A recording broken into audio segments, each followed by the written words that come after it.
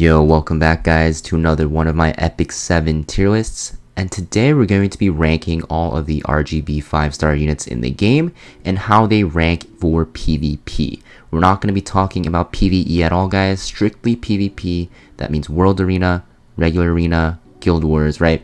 No PvE content at all. It also means, only 5 stars like I said, and there's going to be no Moonlight units. Before we get started with this tier list though guys, if you guys enjoy watching these tier lists or any of my other videos, consider subscribing to my channel so you get updates when my videos release, and also consider following me on Twitch.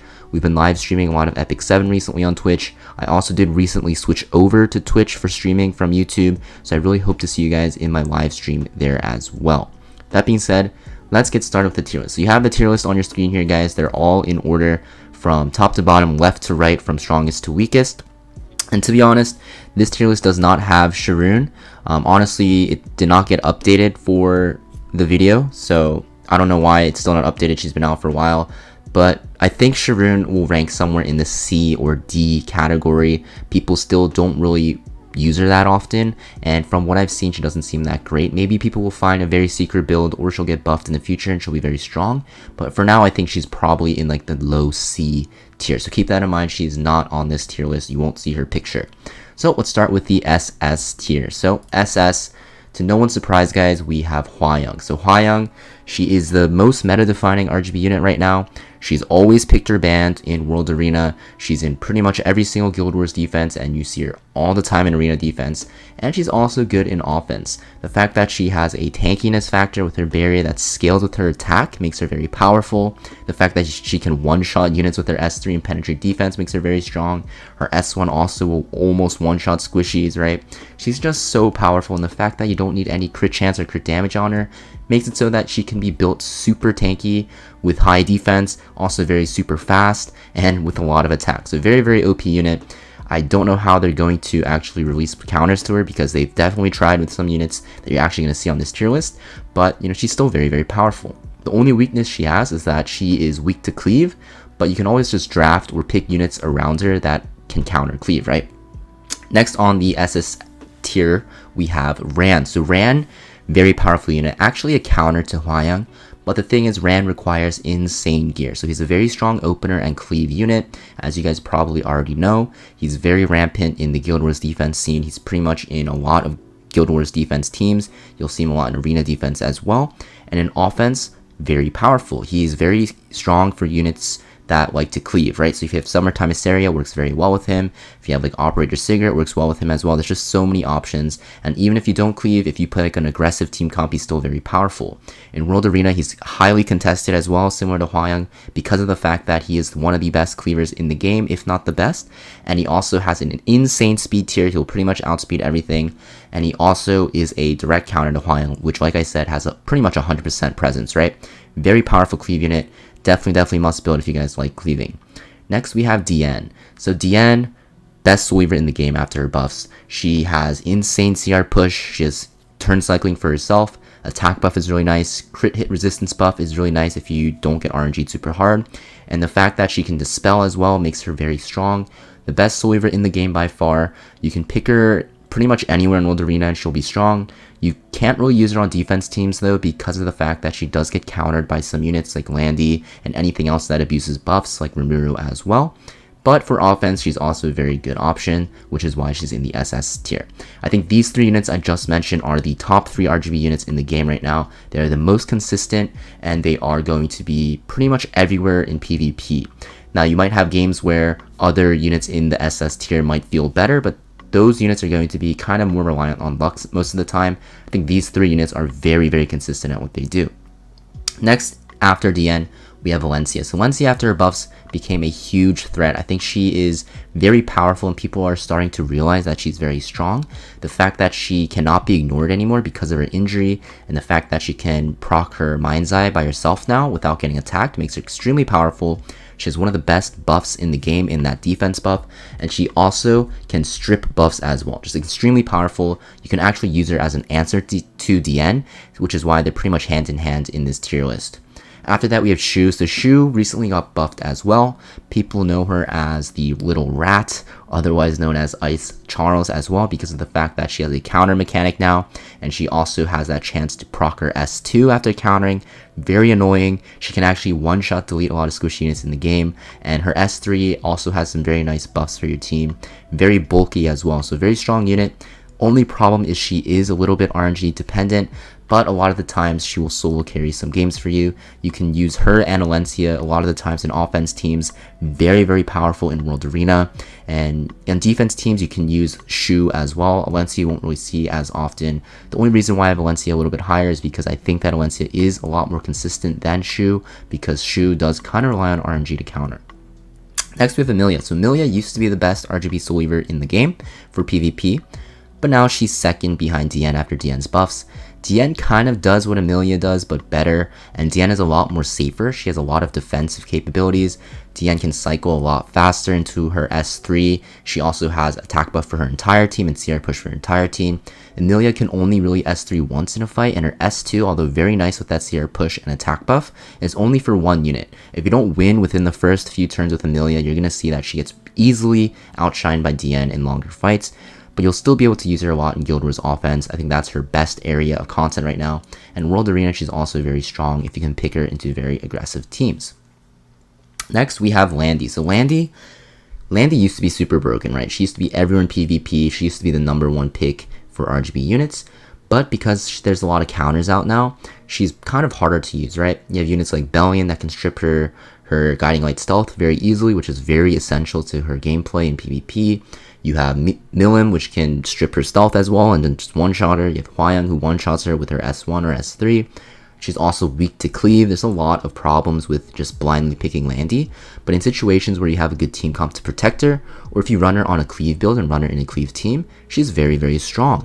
You're not going to really see her all the time in defenses anymore like she used to be, but you can still see her sometimes, and in World Arena, she's a very good pick if you are looking for a damage dealer that has a lot of AoE damage and is quite fast and has some bulk with her. Politis. So Politis, also very strong unit. She's a very good answer to cleave. One of the best answers, if not the best RGB answer, tied with probably Celine for cleave. The upside to her though is you can also use her as a cleaver, and you can use her also as a counter initiator against units that have extra turns, such as, or not extra, yeah, non-attack skills, right? Which most of the time will be extra turns on openers, right? So Rand, she can actually do a good job in CCing his team if you can actually land the stun with Abyssal Crown. You can also use her into, or not Rand, sorry, because Rand puts up immunity, but you can use her against like Peyra, for example, right, which is very similar to Rand in that she goes first, and actually Politis can actually land her S2 and actually stun units with Abyssal Crown. She also has a chance after she pushes herself with her S3, so very annoying. You can run her on a tanky effectiveness build for stuns to disrupt, or you can run her on a very high damage build to try to one-shot teams almost, and you can also use her as a cleaver as well, because a lot of the answers to cleave are going to be like non-attack skill users, so very, very good. Rowana, guys, very strong unit for PvP because of the fact that her S2 is very strong against extra attacks, dual attacks, counter attacks, and you have a lot of those in the meta right now, right?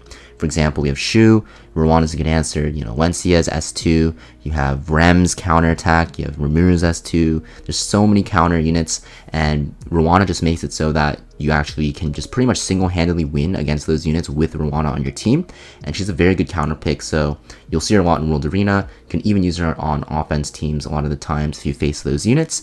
Defense teams, not really though, because you just can bring units that don't activate her S2, and she's kind of useless. Rimuru, so Rimuru, I think Rimuru is a unit that has a lot of mixed opinions. In the past, he was just completely broken. A lot of people just knew that he was OP, but with the release of newer units, people don't know if he's strong anymore. I think he's still pretty strong, borderline OP, not as strong as before, obviously, but I think if you actually put him on a damage set with very good gear and pen set, he's extremely, extremely powerful. He just one-shots a lot of units. His S1 damage is actually pretty insane as well. I think people used to build him on full tank builds, but now in the current meta, since everything is very, tanky and a lot more aggressive as well, sometimes you'll see in cleave comps, Rimuru does a great job on a high damage build now because he can actually one-shot a lot of bruiser units that you wouldn't think would get one-shot before, right? Because a lot of people ran him on tank builds. Rem, guys, Rem was the queen of defense teams. She still is. That is why she's on this list at SS. You see her all the time as a defense team unit for Arena and Guild Wars. Very annoying to deal with. RNG is always favored on the right side, right? That's the motto.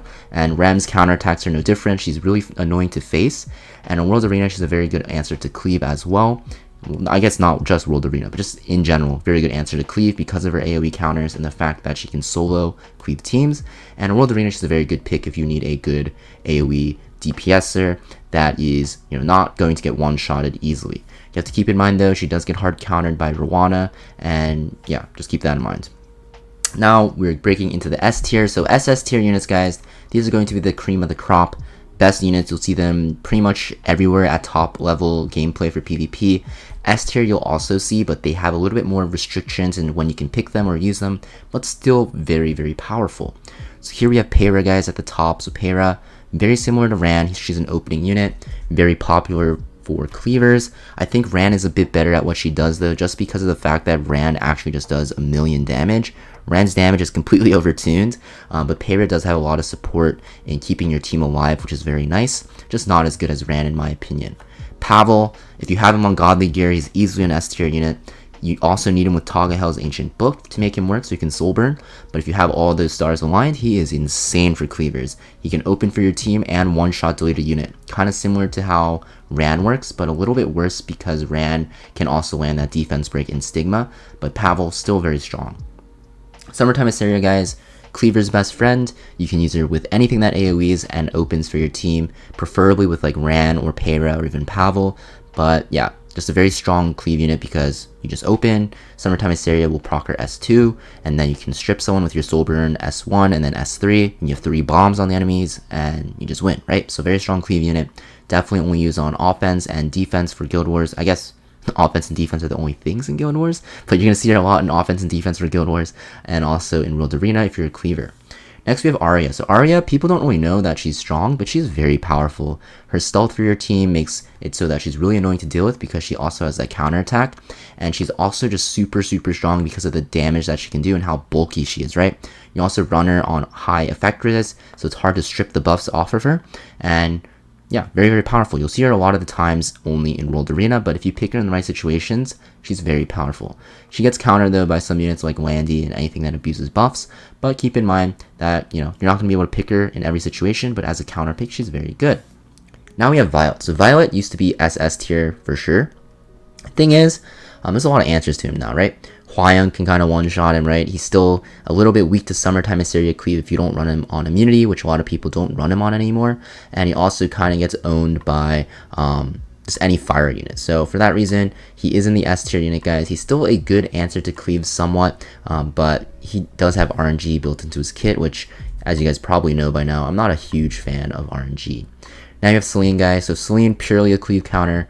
Only going to really see her in World Arena and sometimes in defense teams for a regular arena, but very good cleave counter because of the fact that she cuts. She can pretty much one-shot 2 enemies. She becomes a must ban a lot of the times for cleavers if you pick her as a counter to cleave. Destina, guys. So Destina,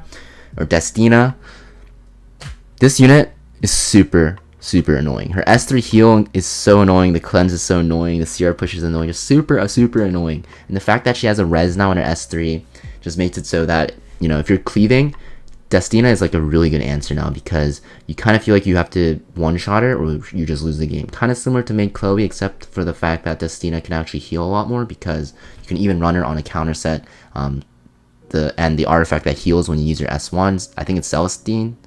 That's pretty good as well. But yeah, very good answer to cleave, and she's just a very good Soul Weaver in general. I think she's very underrated, especially after her buffs. I think she's one of the most annoying Soul Weavers to face against.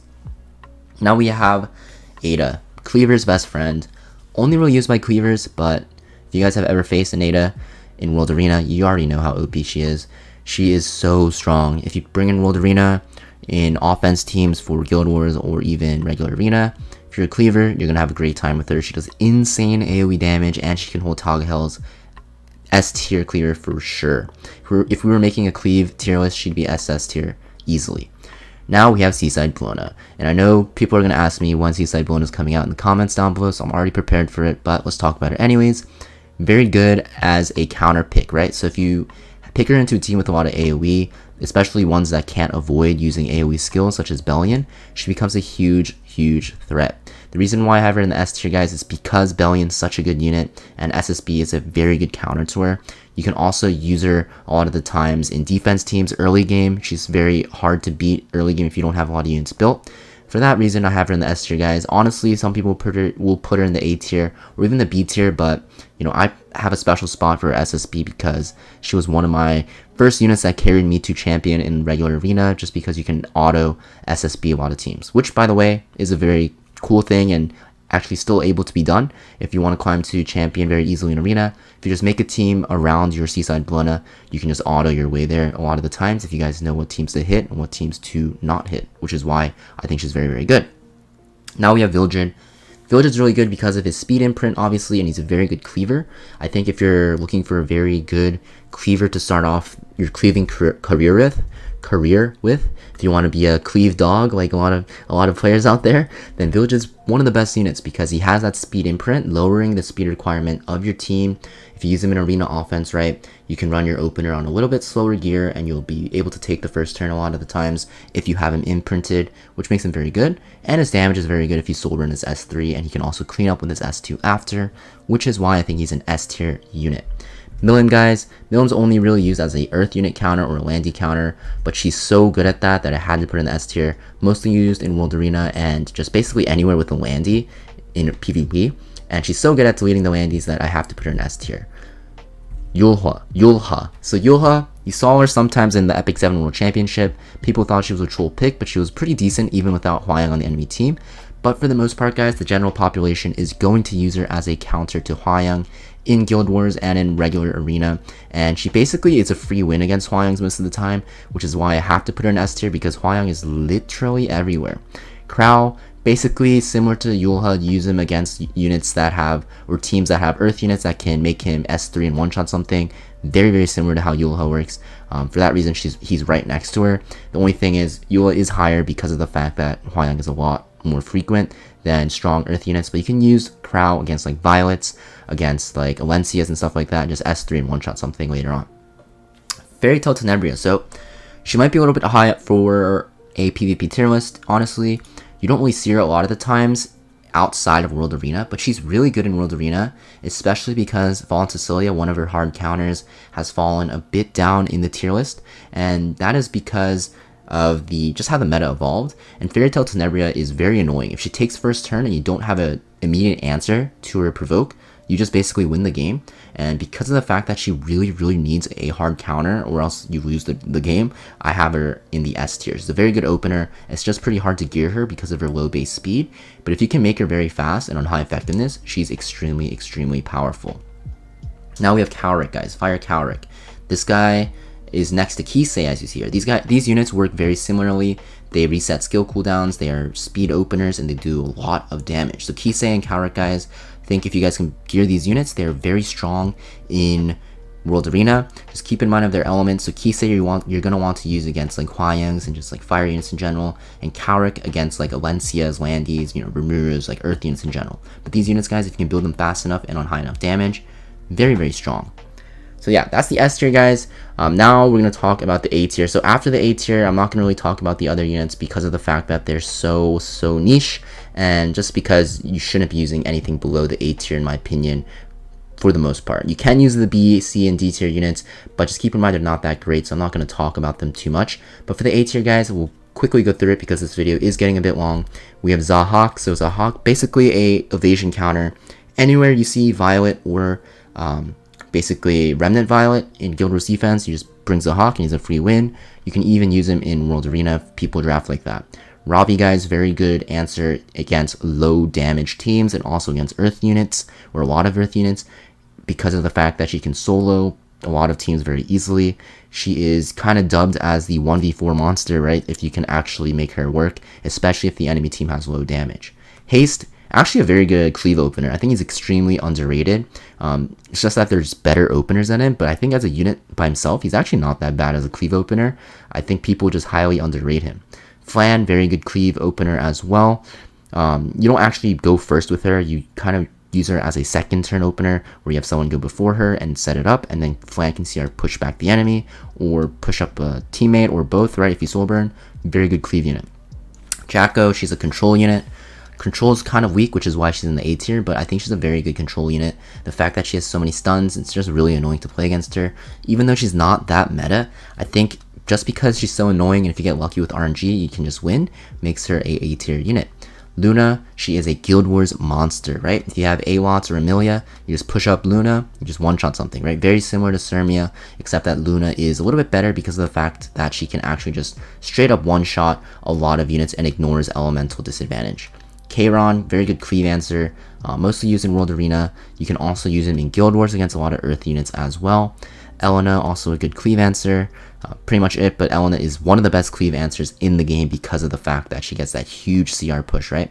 Charlotte, very good DPS unit. If you guys are looking for a good damage dealer to protect and 1v4 the enemy team as a sole damage dealer, Charlotte is one of the best units for that. The only thing is, yeah, she does kind of get one-shot a lot of the times by certain units, right? If you face a Spectre Tenebria, right?